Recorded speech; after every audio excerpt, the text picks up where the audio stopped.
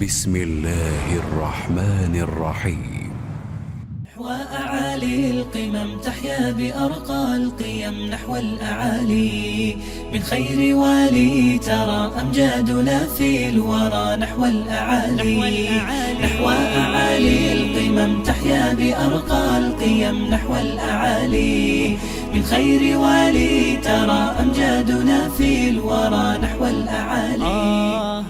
Yana solih ayolning sifatlaridan bu faqatgina erini izni bilangina nafl roza tutadi. Chunki eri safar qilmagan, ya'ni ayolini oldida. Ba'zan ayolning rozasi bilan zid keladigan holatlar yuzaga keladiki, masalan, xizmat qilish, ishlash, mehmonlar uchun taom tayyorlash yoki rozaga nomuvofiq bo'lgan boshqa ehtiyojlar bo'lib qoladi. Imom Navoiy rahimahulloh aytadilar, mana bu harom qilishlikni sababi shuki, erining ayolidan har vaqt bahramand bo'lishligi huquqi bor. Uning haqqi darhol bajarilishligi lozim. Shuning uchun bu haq nafl ibodat bilan ham tezda bajarilishligi shart bo'lmagan vojib amal bilan ham erni haqqi kechiktirilmaydi va yaqinlik sodir bo'lsa, ayolning rozasi buziladi. Chunki odatda musulmon kishi rozani buzishlikdan hayiqadi. O'zini orqaga tortadi. Makruh ekaniga dalil sobit bo'lmasa, er uchun rozani buzdirishdan tiyilishi afzalroq.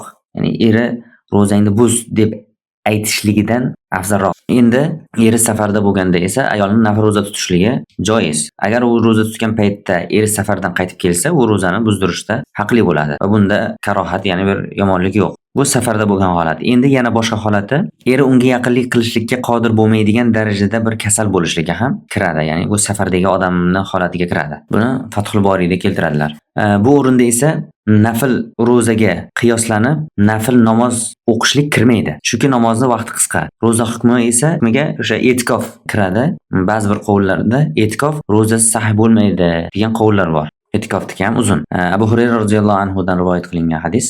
Rasululloh aytdilarki, sallallohu alayhi vasallam, la yahillu lil mar'ati an tasuma wa zawjuha shahidun illa bi idnihi. Ayol kishi uchun eri unga shohid bo'lib turgan holatida roza tutishligi halol bo'lmaydi, illo eri izn bersa mumkin bo'ladi dedilar. Sofvan ibn Mu'talni ayoli Rasulullohning oldilariga keladi va Rasulullohga ba'zi ishlarda shikoyat qiladi. O'sha shikoyatlarning ichida men roza tutsam, u meni rozamni oshtiradi degan shikoyat ham bo'ladi. Rasululloh sollallohu alayhi vasallam eridan bu haqida so'raydilar. U esa aytadiki, uni meni roza tutganimda iftor qildiradi.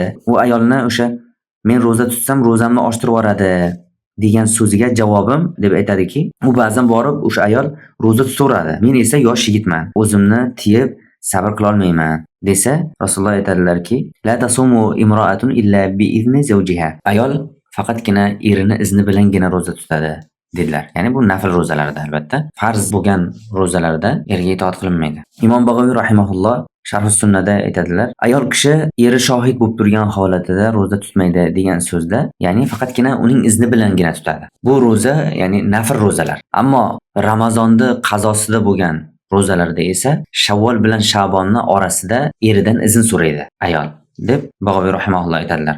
Oysha onamiz aytdilarki, agar menda Ramazondan bir bo'ynimda qazo rozasi bo'ladigan bo'lsa, men u qazoni Sha'bon kirgunigacha qazosini tutishlikka qodir bo'lmayman dedilar.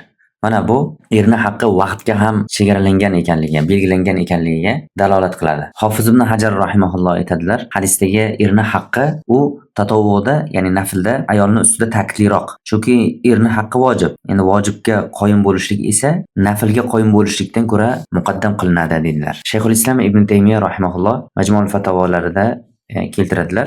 Bir kishi bor, uni ayoli kunduzlari roza tutadi, kechalari qoyim bo'ladi. Eri to'shakka chaqirgan paytda ayol bosh tortadi. Kechasi namozni muqaddam qiladi va kunduzlari roza tutadi. Erga itoat qilishlik ustiga kunduzga roza tutadi. Bu joiz bo'ladimi deb Ibn Taymiya rahimahullohdan so'raladi. Bu Majmu'ul Fatawoda keltiryapti. Ibn Taymiya rahimahulloh javob qilib aytadilar, unda musulmonlarning ittifoqi bilan bu ayolga bu narsa halol bo'lmaydi. Balki ayolga eriga itoat qilishligi, agar to'shakka talab qilgan paytida eriga itoat qilishligi vojib bo'ladi. Bu farz vojibdir, ammo kechasida qoyim bo'lishlik va kunduzda roza tutishlik u nafldir. Qanday endi mu'mina ayol farz, ya'ni vojibni ustida naflni muqaddam qiladi deb javob qilganlar. Va sallallohu alayhi sayyidina va nabiyina Muhammad va ala alihi va ashabihi ajma'in.